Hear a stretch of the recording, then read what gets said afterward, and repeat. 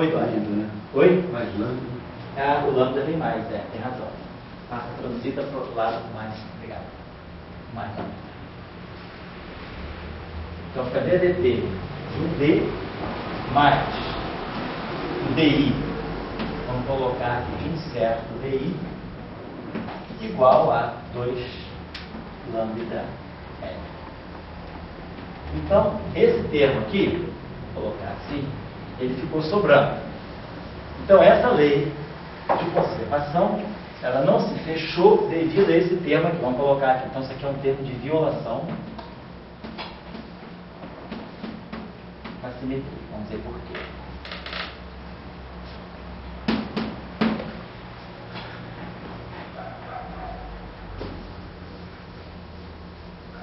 Nós podemos ainda, né? Então, se a gente pode aqui expressar alguma coisa como o tensor de energia momento, né? Tensor de energia, deixa eu ver se a gente consegue colocar.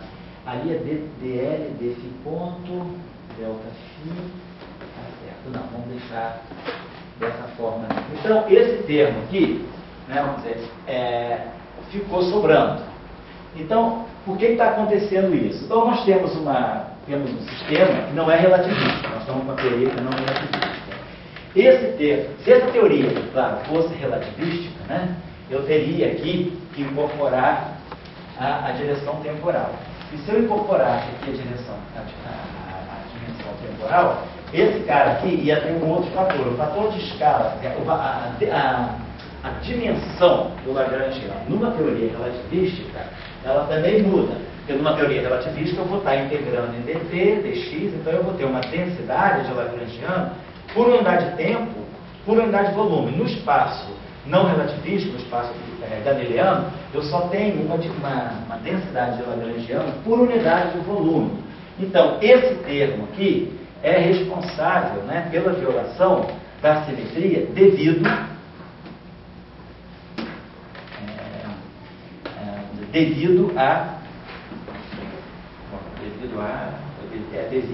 ao fato de que a simetria de escala não envolve dilatação na direção temporal. Então, nós estamos fazendo dilatação apenas nas coordenadas espaciais. Então, ou seja, no fundo, a gente está tratando o sistema como estático. Se a gente, é claro, fizesse dilatações também, eu não quero fazer isso agora, porque eu quero deixar isso para quando a gente fizer a relatividade. Então, nós teríamos aqui igual a zero. Então, o que nós vamos querer dizer é o seguinte: se nós fazemos dilatação no tempo e no espaço, nós temos essa lei de conservação exata. Se nós fazemos só a transformação de dilatação no tempo, então no espaço a gente tem uma violação da lei de conservação através desse termo aqui. O que é importante é que depois, quando a gente tiver a lei de conservação e a gente zerar isso aqui, esse fator aqui, o que vai ser importante vai ser o que vai ser lido daqui. Quer dizer, aquilo que é a densidade de dilatação, vamos colocar aqui, né, a densidade de corrente associada à dilatação, vai ser dl desse ponto, que é o momento canônico, associado ao campo φ, vezes delta φ. Então tá. Então isso eu queria chamar a atenção de vocês, era para a existência de uma outra lei de conservação espaço-temporal, que é a dilatação. Essas transformações espaço-temporais que a gente foi coletando até agora, o que nós fizemos? Nós fizemos translações na direção temporal, vamos colocar aqui, translações em T. Fizemos translações nas coordenadas espaciais. Fizemos rotações, é só 3. E agora a gente fez dilatações. Então, quando a gente inclui isso aqui, numa teoria relativística, isso aqui vão ser as transformações de translação espaço-temporal. Numa teoria relativística, eu não vou ter rotação de S ao 3. Nós vamos ver na próxima aula, a gente dá o grupo de Lorentz nas teorias de campo aqui, nós vamos ter um grupo de Lorentz. Oi, fala, foi o meu? Grupo de Lorentz aqui. Então, isso aqui, na teoria relativística, isso aqui, claro, quando isso aqui for devidamente transformado para o grupo de Lorentz, isso aqui vai ser um grupo de Poincaré. Vai ser um grupo de Poincaré na versão relativística. Então, quando a gente fizer a versão relativística, a gente tem rotações.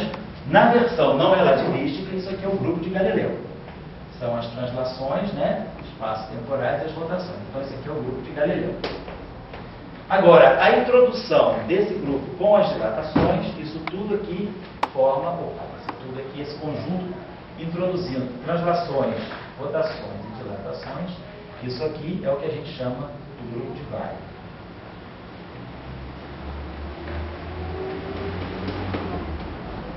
E do grupo de Weyl eu não estou colocando aqui, a gente vai depois para o chamado grupo conforme.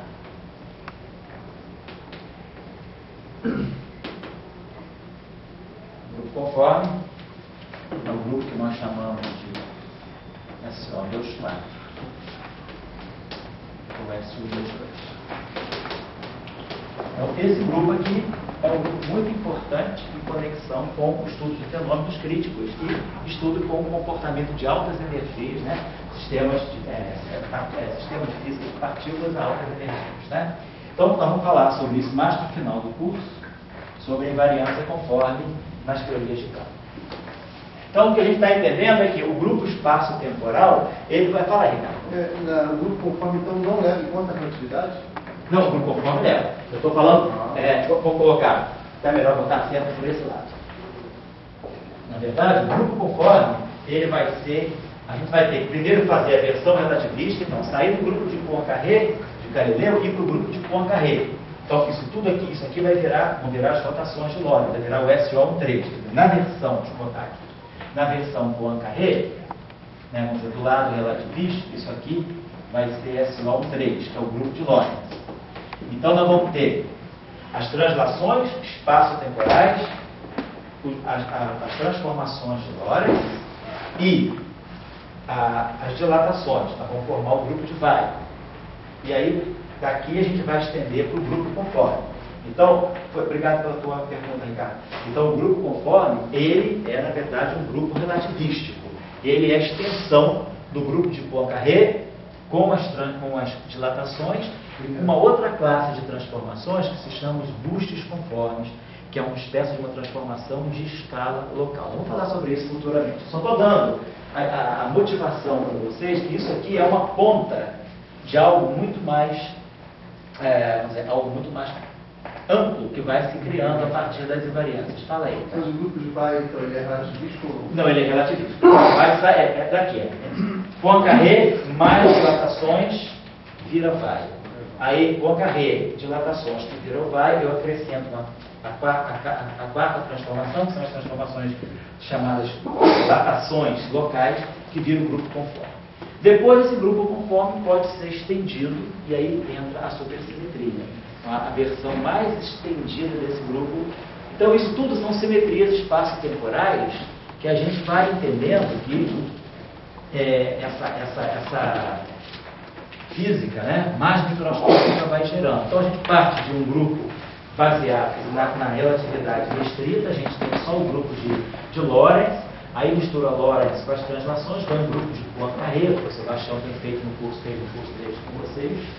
E daí a gente vai estendendo para novas classes de simetrias que vão aparecendo à medida que eu vou estudando novas fenomenologias. A nova fenomenologia que nós estudamos para obter as dilatações foi, por exemplo, o Deep Elastic Scattering, espalhamento elástico profundo. Depois, nós vamos poder fazer uma transformação a mais, e aí nós vamos chegar nas transformações conformes.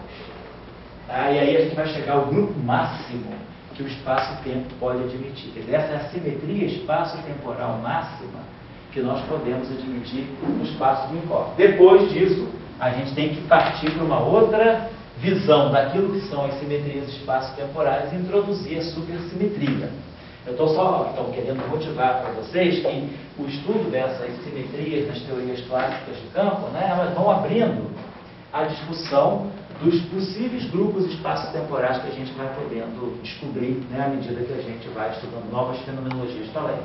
O grupo conforme, ele é SO2 4, está sendo aquele espaço específico? Você pode pensar que o grupo conforme, em 4 dimensões, o grupo conforme associado ao espaço de Minkowski, é um grupo de anti-de Sitter em 6 dimensões. Essas dimensões já seria o quê? Esse lâmina? Seriam duas dimensões temporais. É como se você... você vê, tem SO2,4. É como se você tivesse um espaço de 6 dimensões, com 2 dimensões tipo tempo e 4 dimensões tipo espaço. Isso é o seguinte, isso é uma questão mais geométrica, você consegue mostrar que nesse espaço, o espaço de Minkowski é um cone, nesse espaço 6-dimensional. E aí, nesse cone, nesse espaço 6-dimensionais, aquelas transformações formam simetrias.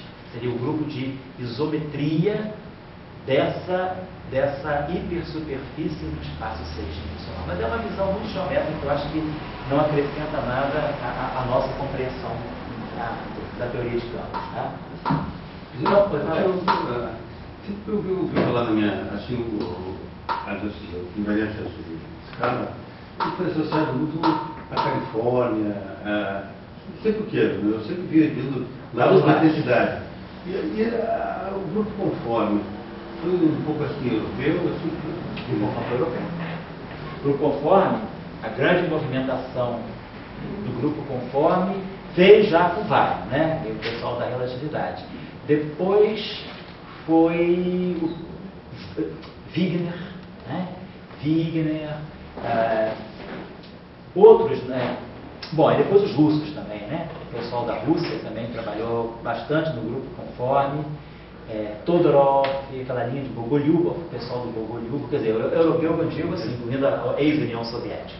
Aí a discussão passou mais por ali. Depois, na época do Dick Neelath Kettering, na época assim, do estudo de regiões asintóticas nos espalhamentos de altas energias, essa discussão você vai encontrar, por exemplo, muita referência ao grupo conforme na Alemanha, o pessoal da Alemanha que fazia teoria de campo mais axiomática, ele se debruçou bastante sobre essa simetria conforme. Agora, vamos dizer, o grupo conforme veio antes da invariância de escala? Veio, já se conhecia. Você já conhecia a simetria, que nem o grupo SU3 existia antes, muito antes do Eightfold-Wave. O Guilherme apenas redescobriu, quer dizer, adaptou esse grupo à física de partículas. Na verdade, o grupo conforme, o estudo grande do grupo conforme, é um estudo que veio numa sequência muito adiabática. Porque qual era a discussão? Era discutir equações de campo relativísticas. Então, você queria discutir as equações de campo para spin 0, spin meio, spin 1, spin 3 meio, spin 2, para discutir como o grupo de Poincaré, a partir do grupo de Poincaré, você cria uma sistemática para escrever equações de campo relativísticas para quaisquer spins. Depois, foi procurando, quer dizer, uma questão algébrica, como é que você pode estender, né, esse grupo maximamente. Então, havia uma questão matemática. Qual é o grupo mais geral possível que deixa invariante a estrutura de cone de luz do espaço de Minkowski? O que é fundamental no espaço de Minkowski na relatividade? Causalidade. Então, vamos dizer assim, a palavra-chave que está por trás de todo o estudo da relatividade é o aspecto da causalidade, porque os eventos agora têm uma velocidade limitada de propagação pela velocidade da luz, então você não pode ter nada instantâneo. Cai a terceira lei de Newton e você fica agora com uma cinemática limitada a sinais que se propagam com velocidade menor agora a velocidade da luz. Então, o que é importante no espaço de Minkowski é essa estrutura de cone de luz. A gente já sabe um pouquinho de relatividade aí, quando a gente escreve isso aqui, né, GMI, FMI, DXI. Então a pergunta é, qual é, então você tem, quando você está no espaço-tempo, em cada ponto do espaço-tempo, você pode definir um cone de luz. Cada ponto, esse ponto você tira o cone de luz associado a ele, né? Você vai dar um ponto, sei lá, dado um ponto XI, você vai tirar o cone de luz associado a esse XI, que você vai chamar, sei lá, de C, que é igual a eta mini, XI menos YI, xmi menos y. Isso aqui é a estrutura de cone de luz associada a um vetor, vou botar aqui isso. Então, dado um vetor y fixo do espaço, dado um ponto do espaço e tempo, todo e qualquer vetor x que fechar essa equação aqui vai definir o cone de luz associado a isso. Quer dizer, todos os x que forem colocados nessa região externa são space-like, time-like e tipo luz, aqui em cima do cone de luz. Então isso aqui vai me definir qual é o cone de luz associado a esse ponto. Então em cada ponto eu associo um cone de luz. A pergunta é: que transformação mais geral eu posso fazer no espaço-tempo sem modificar a estrutura de cone de luz do espaço-tempo? Porque isso é o âmago da causalidade. Então, claro, a primeira transformação óbvia que todos nós estudamos aí são as translações. Quer dizer, se eu fizer que x'mi é xmi mais ymi, e y'mi é ymi mais ymi, ou seja, se eu transladar todos os pontos do espaço-tempo de uma quantidade constante, trasladar todo mundo, essa diferença permanece invariante, e aí o cone de luz de qualquer ponto não é modificado. Depois, uma outra transformação que a gente descobre que a gente pode fazer são as transformações de Lorentz. Se eu pegar qualquer matriz que satisfaça essa condição aqui, a gente vai estudar melhor isso no grupo de Lorentz, a gente vai estar deixando invariante esse produto escalar todo aqui no espaço de Minkowski. Então, eu já incluo o grupo de Lorentz. Então, quer dizer, quando a gente faz essa... Fala, Ricardo. Esse C do céu da luz, não sei o que é cone de luz. Tá. É C de cone. Tá. Foi muito feliz. É um nome, né? Chama delta. Chama delta, boa ideia. A superfície. A equação de superfície. A equação de uma superfície centrada nesse quadro. Então, vamos chamar de delta. Então, isso aí me dá o cone de luz, me dá toda a estrutura de cone de luz centrada no ponto isso. Eu posso fazer isso para qualquer ponto do espaço. Então, se eu agora... Então, quando a gente chega até o grupo de Minkowski, até o grupo de Poincaré, a gente, no fundo, está procurando quais são as transformações de simetria do espaço-tempo que não mexem na estrutura de cone de luz. Agora a gente se pergunta, isso é tudo? Né? Então, será que isso é tudo? Então, aí a gente começa a estender a estrutura do cone de luz. Então, deixa eu apagar isso aqui.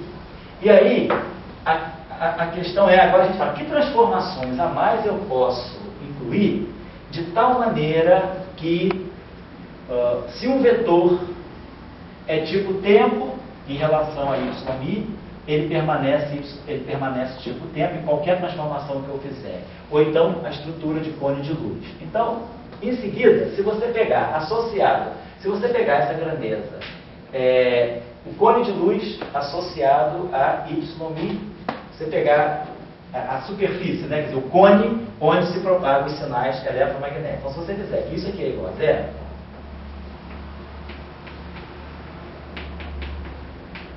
então, agora o que você está procurando? Você vai estar procurando todos os vetores xmi que são tipo luz em relação a ymi. Quer dizer, todos os vetores que estão nesse cone aqui, né? Que estão nesse cone aqui. Então, você está estudando agora a estrutura do cone de luz. As transformações de dilatação, elas vão ser tais que, se ds2 é zero, ds2 continua zero sob uma transformação de dilatação. E depois se procura, será que tem um grupo ainda maior do que esse? Então é o grupo de Vario. Então o grupo de Vario, ele faz o seguinte trabalho para nós. Ele me diz que se eu pegar esse cone de luz e fizer uma transformação de dilatação, esse cone de luz permanece invariante. Depois, essa transformação ainda não é a mais geral. Descobre-se que existe um tipo de transformação chamada boost conforme,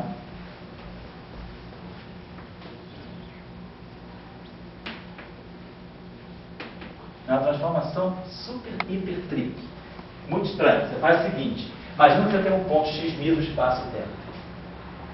Você faz a primeira transformação em cima dele, você divide esse vetor pela norma dele. Divide xmi por x2. É uma transformação chamada de inversão. Você pega o vetor e divide pelo quadrado da norma dele. Em seguida, esse vetor, vamos dizer assim, dividido pela norma, você faz uma translação em cima dele.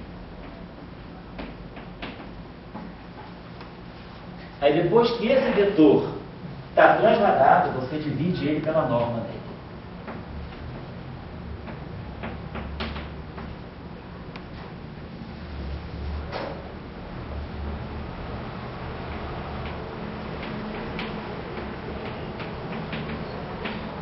Então, essa transformação aqui, x'mi, que é xmi mais ami x2 sobre xmi mais ami x2, tá?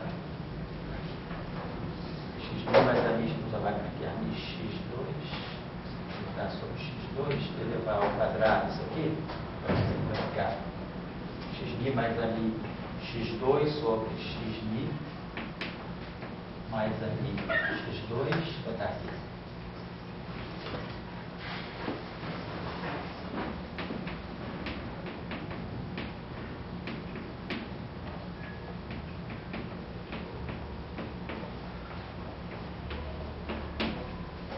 Então, essa transformação aqui, por exemplo, então eu vou pegar esse vetor, né, vou ter isso aqui, esse fator aqui, isso aqui eu vou pagar isso aqui, vou botar de uma outra forma.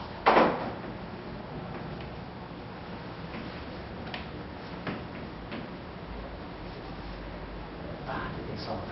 Aqui tem um quadrado, aqui vai ter uma potência quarta, vai dar uma potência quadrada. Vai ficar x2, que multiplica a mi, portanto, xmi.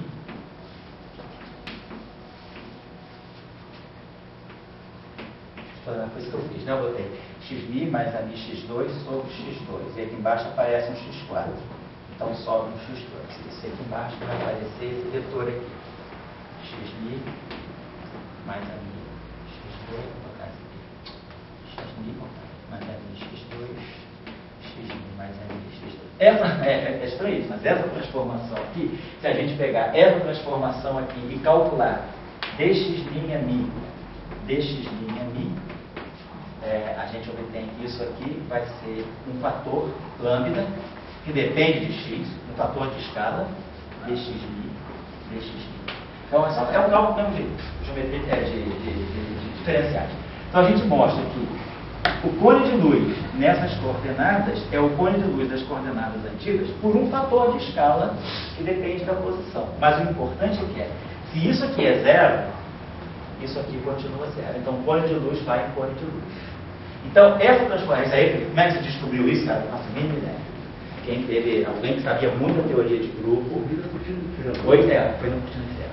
Isso aí foi no grupo do Gogoliov que descobriu. Eu não sei exatamente quem que descobriu, mas aí tem um processo de teoria de grupo chamado redução de Birsey-Binômio. Tem um processo de teoria de grupo aí que o cara então chega, qual é a transformação mais geral possível que deixa os cones de luz invariantes. Então a gente chega à conclusão que é a seguinte: dado o espaço de Minkowski e dados todos os cones de luz em todos os pontos do espaço de Minkowski, ou seja, é a estrutura de causalidade, dado o espaço-tempo e os cones de luz em cada ponto do espaço-tempo, ou seja, eu estou definindo o que é causal em relação a cada ponto do espaço-tempo, eu vou procurar qual é o grupo de transformações mais gerais possíveis que deixa exatamente invariante os cones de luz que existem em cada ponto do espaço-tempo. Esse grupo é o grupo conforme. Então, é o grupo máximo compatível com a causalidade do espaço-tempo. Então, esse grupo tem uma importância grande. Mas não pode ser assim tão geral que, de repente, nessas transformações de viagem no tempo, pode até o Flamengo acabar terminando lá daquele jogo. Isso aí, cara, quando inclui essa questão do viagem no tempo, essas curvas tipo tempo fechadas, aí você tem que entrar com relatividade geral. Estou falando o mais possível compatível com o espaço de Minkowski, ou seja, sem gravitação. Tudo isso aí é sem gravitação. Tá legal? Pois é, vou dizer, aquela coisa dos gêmeos já está aí, não é? Tá, mas ainda sem o problema. Aqui, as transformações, aqui, quando você está fazendo esse tipo de transformação, você está já fazendo transformações que são dependentes do espaço-tempo. Então, de uma certa maneira, já existe uma noção de referencial acelerado aí. Mas você não tem a classe mais geral, como Einstein colocou. Qual é a classe mais geral de transformações que eu posso fazer no espaço-tempo? Na relatividade geral, você, quando faz as transformações, você está mexendo na estrutura de cone de luz. Na relatividade restrita, aqui, no grupo conforme, você está falando que você não quer mexer nos cones de luz que existem em todos os pontos do espaço-tempo. Agora, claro, se você agora abre mão dessas transformações para colocar transformações gerais de coordenadas, aí você modifica o problema. Aí é outra discussão. Aí você já tem que buscar um outro grupo, né? Você tem que procurar o grupo de isometria da métrica. Dada a métrica, você define a geometria e você vai buscar o grupo de invariância daquela métrica. Aí é outra história. Nós estamos falando do espaço de Minkowski. A métrica de espaço de Minkowski é eta menina. Então esse grupo é o grupo mais invariante, mais geral que deixa invariante a estrutura para usar o espaço-tempo, sem gravitação. Tá? Então esse que é o significado do grupo conforme. Tá? Quem quiser ler um pouco sobre o grupo conforme, quem quiser assim, aprender tudo que é importante, essencial, né, também por inútil não, tudo que é importante do grupo conforme, tem dois materiais muito bons. Tem um livro do Todorov, né, do professor Todorov, tem na biblioteca aqui, eu acho. Todorov, Dobrev, Petkova, que é um grupo de conformal invariance in field theory. Esse livro é excelente, extremamente didático mesmo. Foi um curso que eles deram lá na Universidade de Pisa, e depois repetiram esse curso lá em Trieste também. O curso é muito bom, né? As obras de aula estão no grupo, o livro é excelente, muito claro, é didático, para aprender mesmo. Ele inclusive fala do papel importante da invariância conforme na QED também. E depois tem um desses Springer Tracts, não vou dar física. É aquela série da Springer, né?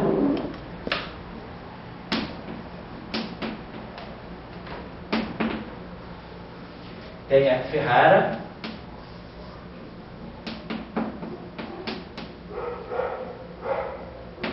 e o outro autor, que é o primeiro nome que eu não me lembro qual é o professor Gato.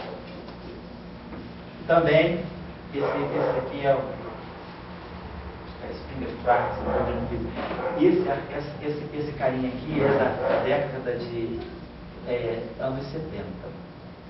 É fácil de localizar, anos 70. Não lembro exatamente o ano, mas é também sobre o papel da conforme.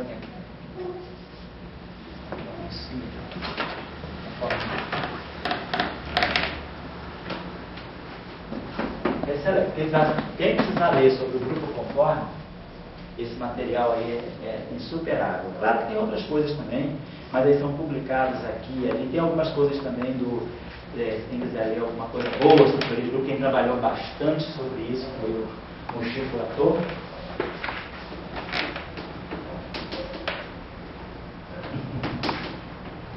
Você não conheceu o Latour em Trieste? Eu vou pegar ele na figura, né? Um cigano, cara cheio de anel, careca com cabelo, interessante, estava cheio de anel, parecia mesmo um ciganão, sabe? Mas o cara. Ele é de Marseille, tá? De Marseille. Latour, Steinberger e Fronstal, mas sobretudo Latour. Ele tem uma série de trabalhos muito didáticos, sobretudo didáticos também, sobre conforme. Essa discussão de grupo conforme foi uma discussão muito importante nos anos 70. Aí ela sempre presente, a gente sempre precisa, sobretudo quem faz fenômenos críticos e teoria quântica de campos, precisa recursivamente passar por algumas discussões de invariância conforme. Então, uma coisa vale a pena. Quem quiser fazer, por exemplo, um trabalho aqui no curso sobre, trabalho, como a gente vai começar a discutir essas coisas, eu vou tirar meia hora hoje para a gente discutir os trabalhos do curso. Isso aí, eu acho que pode ser um trabalho bastante interessante, dependendo da área de interesse da pessoa. Vai fazer um trabalho direcionado pela simetria, pelo estudo do grupo conforme, pode ser uma coisa interessante. Tá? Tem um aspecto matemático importante, né? Pode ser olhado do ponto de vista da teoria de grupos, como do ponto de vista da geometria diferencial, como do ponto de vista da própria teoria de campos. Tá? Então, é um assunto muito legal. Vale a pena o cara aproveitar um momento de um curso para fazer uma reflexão sobre esse tópico aí, as possíveis aplicações da simetria conforme em física em geral. Sobretudo quem vai fazer mecânica estatística, né, quem vai estudar fenômenos críticos, né, ou sistemas dinâmicos, essa discussão é muito interessante, em conexão com o estudo de sistemas caóticos, sistemas integráveis, a simetria conforme. Quando a gente tem um problema assim, que pode ser resolvido com teoria de campo, né, sem teoria de perturbação, aquilo que a gente chama de um sistema solúvel, sempre tem um pedaço grande do grupo conforme, como o grupo simetria. A simetria conforme, ela fixa muito a teoria. Uma teoria que tem invariância conforme, ela é muito amarrada.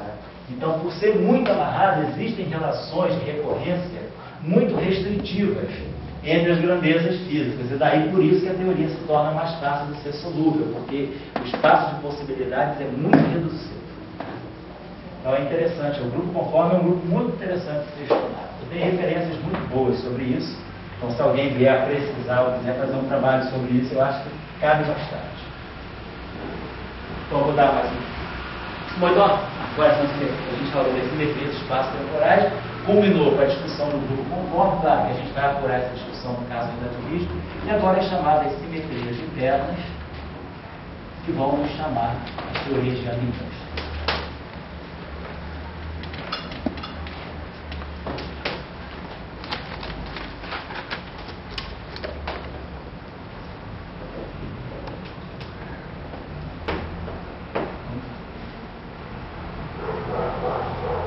São chamadas simetrias internas, né? Então, as simetrias internas, o nome já está dizendo, né? São simetrias, são transformações realizadas em espaços, a gente já chama o espaço-tempo de espaço exterior, e o espaço de campos a gente chama de espaço interno. Então, são transformações realizadas, né, no espaço de campos, mas que não tocam as coordenadas espaço-temporais. Então, são transformações realizadas no espaço de campos, no espaço dos campos,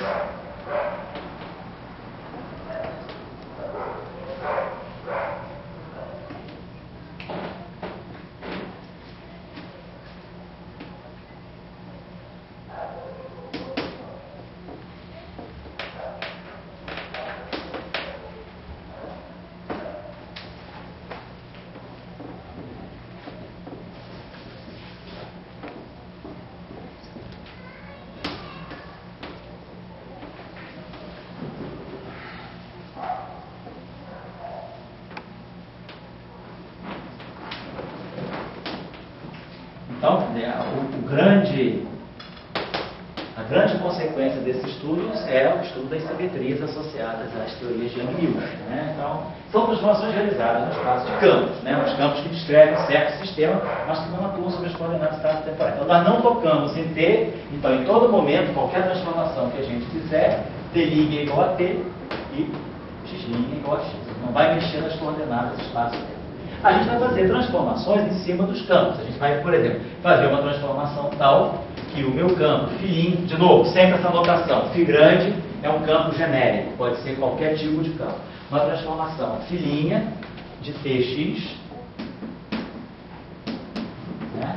A gente vai dizer que, a transformação vai ser algo, vamos dizer assim, vai ter um elemento aqui, R, que depende, né, a transformação, vamos dizer, não precisa nem fazer também um contínuo de exclusão, tem um objeto R, uma transformação R, que vai atuar em cima do meu campo φ de Tx. Vocês perceberam que nos casos que nós tratamos, a gente tinha aqui φ' de T', X', a gente fazia transformação que mexia no campo também, mas mexia também nas coordenadas. Por exemplo, as translações, elas mexiam só aqui, a gente não mexia no campo, a gente tinha um φ' de T', X', que era um φ, né, de T', X'.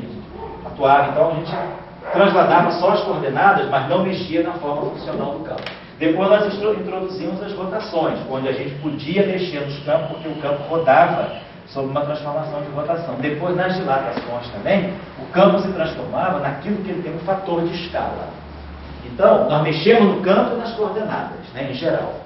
Mas, nesse caso, não. Nós só mexemos no campo, na função que descreve o campo. As coordenadas espaço-temporais ficam intactas. Nós não fazemos nenhuma transformação, nem em T, nem em X. Por isso que elas são chamadas de transformações internas. Elas não tocam no espaço-tempo. O exemplo mais típico, mais simples dessa transformação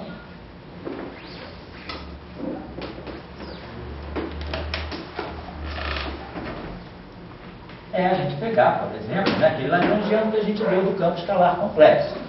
A gente, sei lá, pegar aquele lagrangiano que a gente deu hoje aí, pegou aquele, como é que era? Tinha um fatorzinho aqui que era menos, né? Acho que era menos, h² ao quadrado, sobre 2n. gradiente de φ escalar gradiente φ. Tem menos no... Tem menos não, obrigado. Estava desconfiado, Ricardo, obrigado. O outro aqui tem menos, não é? É. Menos I, H cortado, φ estar, φ ponto, mais V de X, φ estar. Por exemplo, se a gente pega essa densidade de Lagrangiano aqui e a gente faz uma transformação de fase no campo, né? Mexe, faz uma transformação. Isso aqui.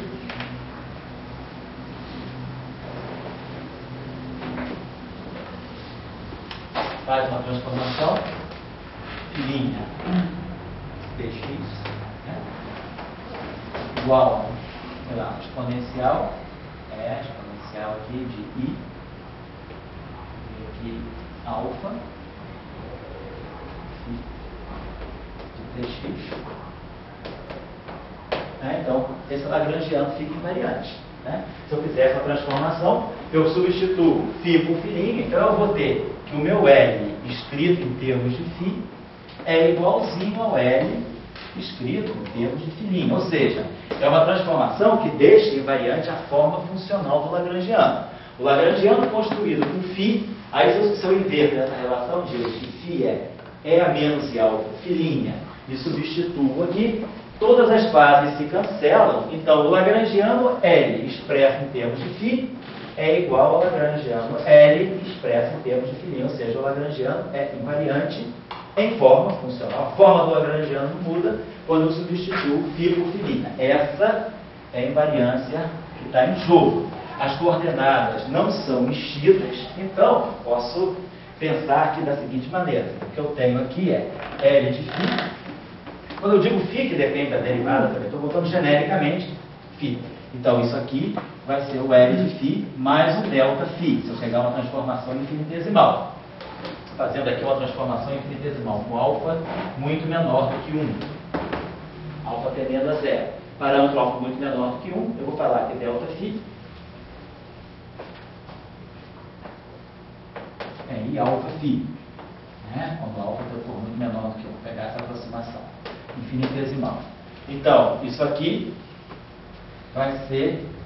Então, isso aqui é o delta L, então, quer dizer, L de φ mais delta φ, eu vou dizer que isso aqui vai me dar um delta L, opa. Então, meu Lagrangiano é invariante, então, opa.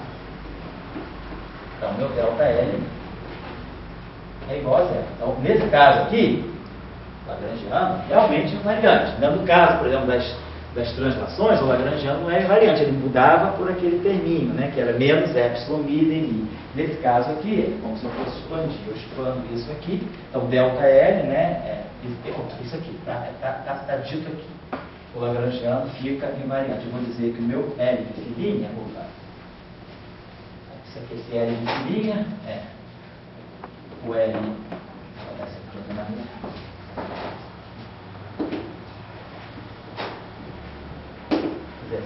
Você vai ficar L de φ mais delta φ, né? Então isso aqui vai... Dá para ver diretamente daqui, né? Que é isso aqui é L de φ igual a L de φ', então isso aqui... Vou refrasear isso dessa forma.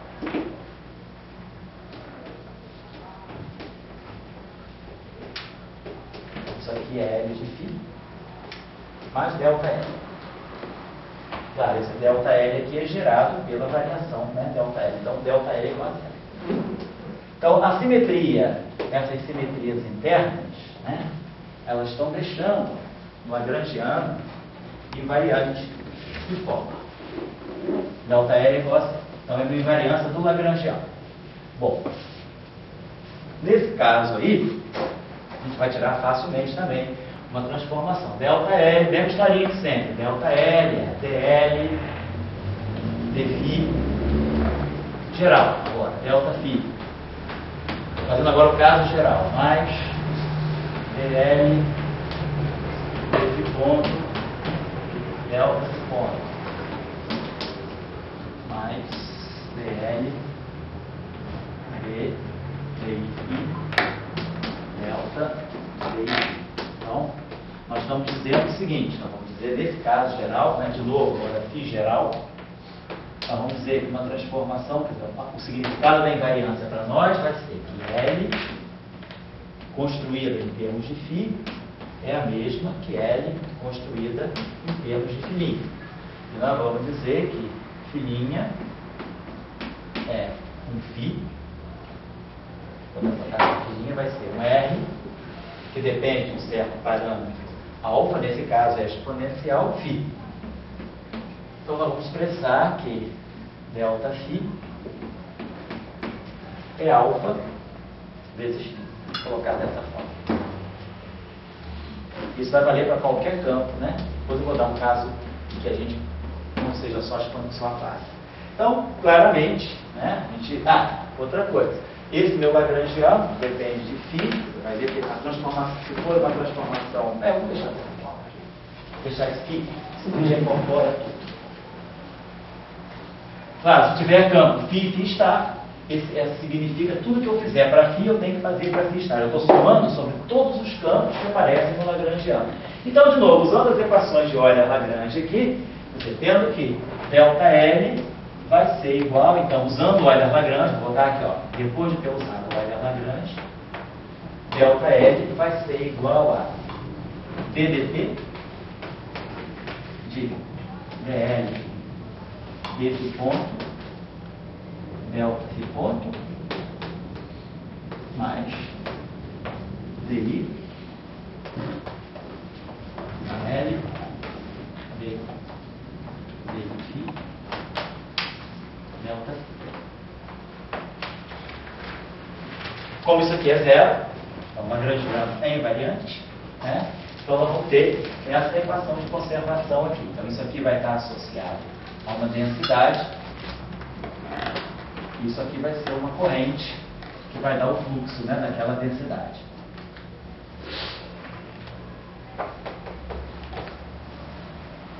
Então nós temos uma lei de conservação que, desculpa, que é delta φ, tá, perdão. Então a lei de conservação, por exemplo, no caso que nós estudamos, no caso daquele campo φ ser φ estar, no caso que nós estudamos precedentemente, né, aquele lagrangiano tipo equação de Schrödinger, se eu agora for aquele lagrangiano, então eu vou ter a derivada de L em relação, então eu vou ter que fazer isso aqui da seguinte maneira, eu vou ter ddt, então os campos que estão no lagrangiano são φ e estar, naquele caso tem dois campos, φ e estar, então eu vou ter derivada de L em relação a φ ponto delta φ, mais a derivada de L em relação ao campo agora estar, φ ponto estar, delta φ estar, mais DI, DL, D, DI φ, delta φ, mais DL, D, DI φ estar, delta φ estar. Bom, olhando para aquele lagrangiano, pode falar. Mas é para qualquer lagrangiano que... Qualquer lagrangiano que tiver a transformação de fase. Para poder ter transformação de fase, tem que ter campo complexo antes de mais nada. Porque você vai estar imaginando, você tem um sistema de campos que são complexos, eles estão no lagrangiano. Se você fizer a transformação de fase nesses campos, o L de filinha é igual a L de φ. Oi? Não existe? Espera aqui, vem cá. Pode pegar aqui. Só um? Com licença. Pega, a Janaína está aí. Hã? Janaína. Ah, que bom, cara. Então pega aí, ó. Beleza. Muito obrigado. Tá legal? Desde que seja um sistema de campos complexos em que você verifique que o lagrangiano, ele se coloca de tal maneira que a fase sempre se cancela. Então o L de φ vai ser sempre igual ao L de filinha. E aí essa lei de conservação aqui vai se... Então no caso de φ geral, então no nosso caso agora, nós estamos pegando o caso desse exemplo aqui, então isso aqui já agora é caso particular.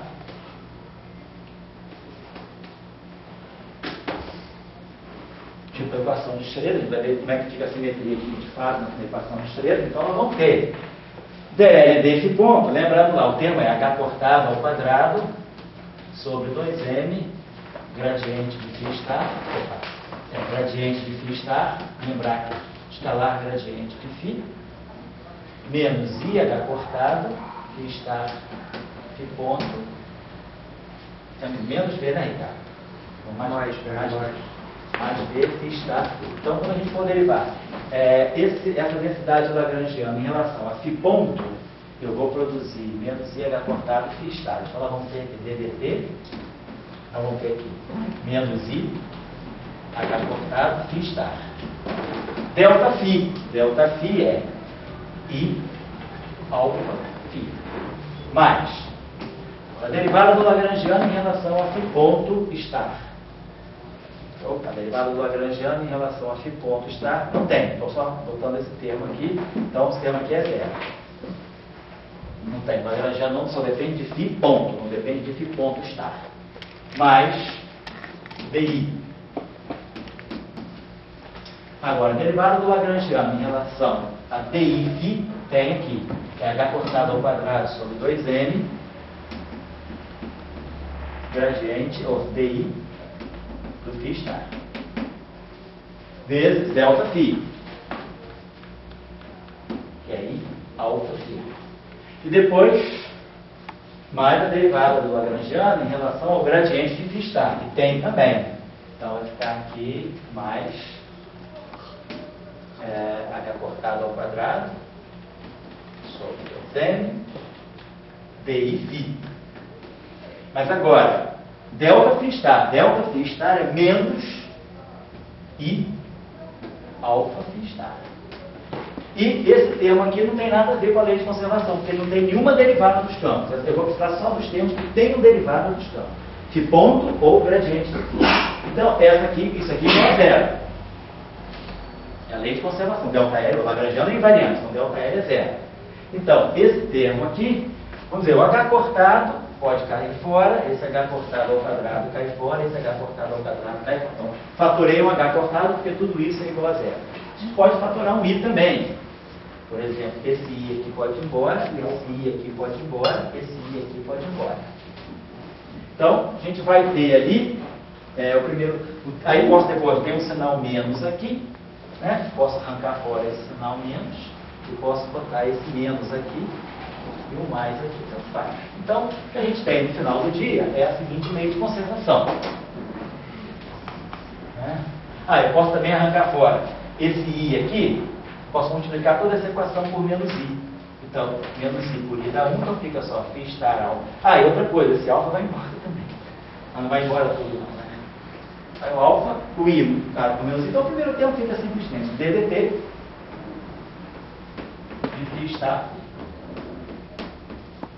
E o segundo termo fica mais, vai ficar exatamente a divergência de um J, igual a zero. Onde a gente vai ver quem é esse J. Quem é esse J? Vai ser simplesmente agora, multiplicando, isso vai ser H cortado sobre 2n.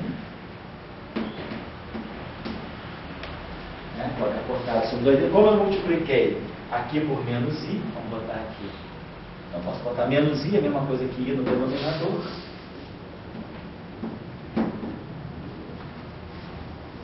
E aí ficou φ está, gradiente de φ, menos gradiente de φ está.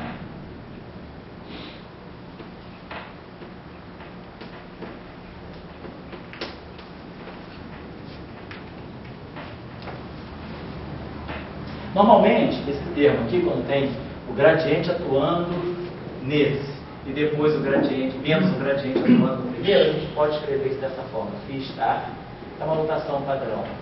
Gradiente com dois setinhas assim. Essa é uma notação que a gente usa para evitar de ficar repetindo aquele termo. Então, aqui significa o seguinte, essa notação para nós é o seguinte: A, gradiente dobrado, B, significa, por definição, A vezes gradiente de B, menos o gradiente de A vezes B, que é o que aparece aqui.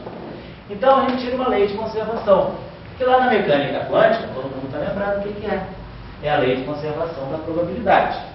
A gente diz, isso aqui é a densidade de probabilidade, e eu tenho uma corrente conservada. É a equação de continuidade para a densidade de probabilidade. Então, na mecânica quântica, aquela lei de conservação da probabilidade, vista numa teoria de campos, ela aparece como sendo o teorema de Neber, né? É a versão do teorema de Neber associado a essa simetria. Lá na mecânica quântica, a gente desacopla esse discurso da invariância. O que a gente pega? A gente pega a equação de Schrödinger, multiplica ela por psi star.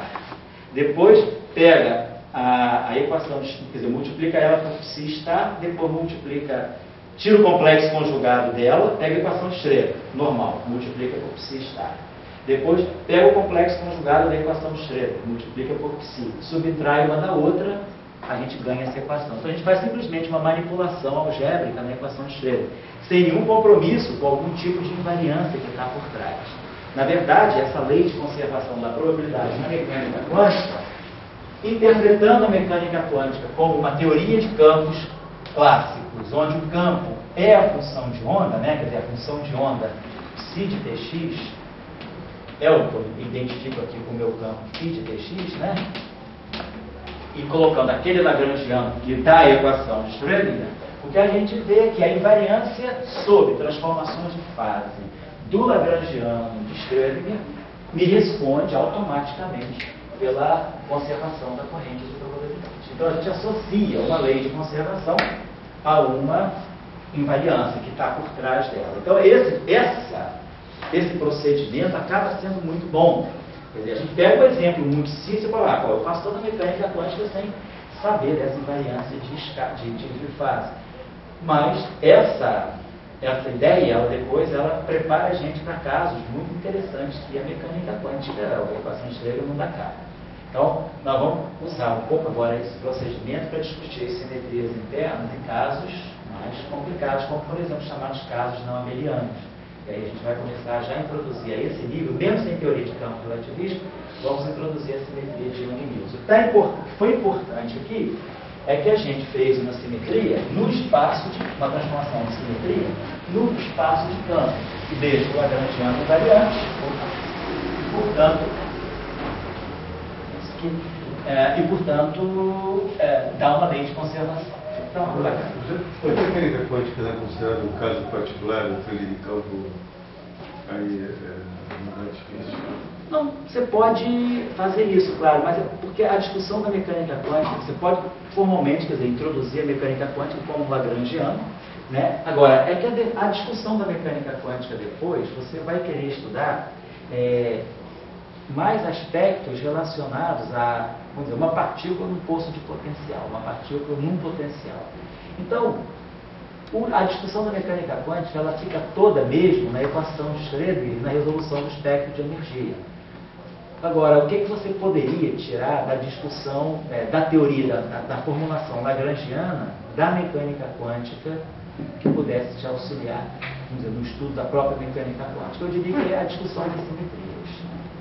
A equação de Schrödinger, você tira a equação de Schrödinger, vamos dizer, resolve o espectro.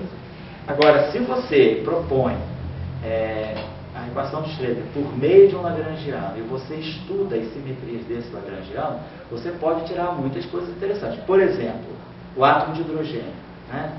A gente, claro, para resolver o espectro do átomo de hidrogênio, o que a gente faz? Pega a equação de Schrödinger, coloca o potencial coulombiano, aí faz a separação de variáveis, jeito que o problema é radial, faz a separação de variáveis, pega na parte angular os harmônicos esféricos e na parte radial a equação de Laguerre.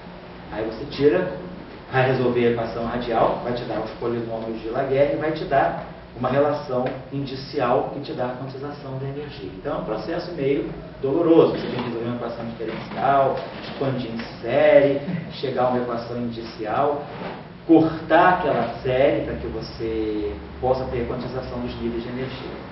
Se você faz a formulação da equação do átomo de hidrogênio através de um lagrangiano que tem simetria de Gauge, que tem invariância, você descobre que, na verdade, existe uma simetria SO4 por detrás do átomo de hidrogênio quântico, né? Com a formulação de Schrödinger mesmo, relativístico não, Schrödinger.